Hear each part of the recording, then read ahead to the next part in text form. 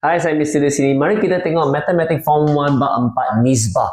Macam mana nak buat nisbah kalau dia bagi awak jumlah pelajar ada 20 orang, lepas tu nisbah lelaki kepada perempuan ialah 2 kepada 3.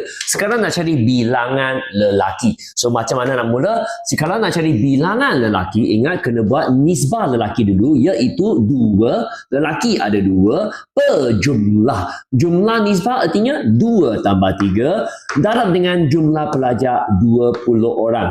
Okey, 2 nisbah lelaki daripada jumlah nisbah 5 darab dengan jumlah pelajar 20 orang. So dapat 2 per 5 darab dengan 20. So artinya kalau you potong-potong sini bagi 5 dapat 4. 4 darab 2, 8 orang. Siap. Itu dia.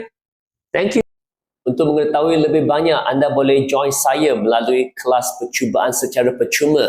Cuma kena WhatsApp ke nombor ini. Kami akan membantu anda.